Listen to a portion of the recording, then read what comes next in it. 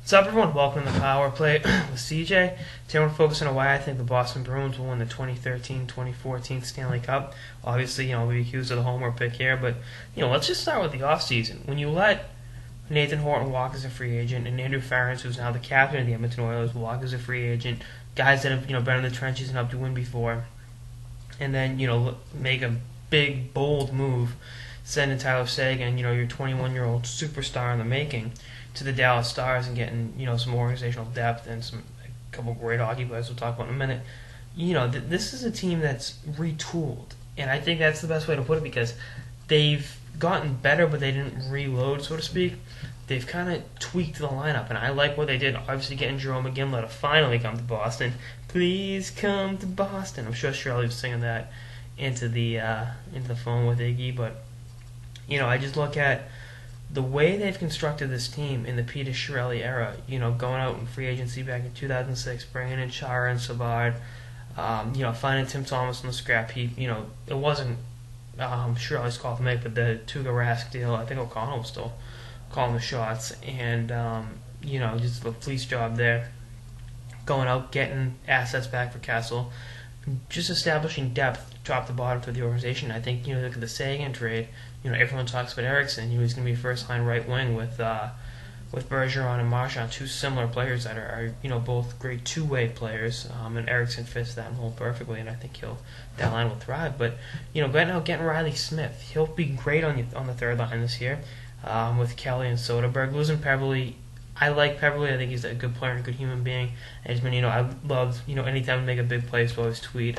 Peverley Thrills 90210, but that didn't come too often last year, and he had kind of a erroneous contract for a third liner.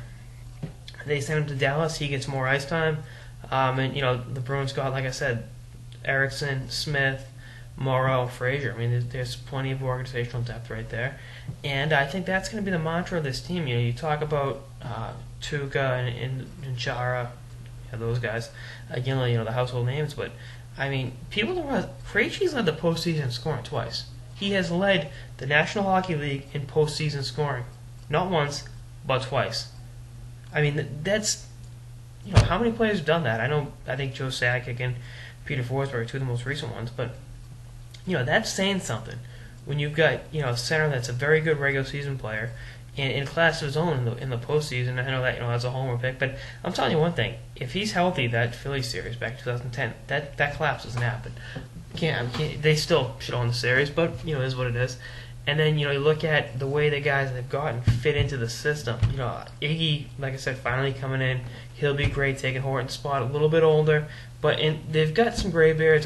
Chara's not getting any younger. I think Chara's 36, 37 himself, but those guys are all about the organization. The young defensemen they have, between Krug, Dougie Hamilton, Bartowski, Trotman, Morrow, not only will they spell the older guys and make Andrew Ference expendable, they can be used as great trade assets. I hate to boil people down like that, but the bottom line is it's a business, especially when you're trying to win the Stanley Cup. And I can say honestly, if the Tampa Bay Lightning fall out of it, Marty St. Louis is a guy this team can target, and they get the assets to get it done.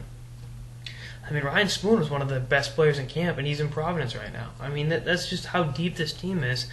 And I mean, you look at the other moves they can make. They have to move some salary and whatnot, but they've done a fantastic job, and I can't see anyone beating this team in a 7-game series.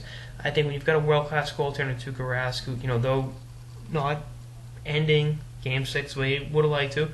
I guarantee he will come back stronger than he was before, and I think it'll be the Boston Bruins over the Los Angeles Kings in 6 games in the Stanley Cup Finals. Let's talk more about that as the early weeks of the season go on, but that's my episode of the Power Play with CJ on why I think the Boston Bruins will win this 2013-2014 Stanley Cup. Stay tuned for more episodes throughout the offseason and beyond. Later, guys.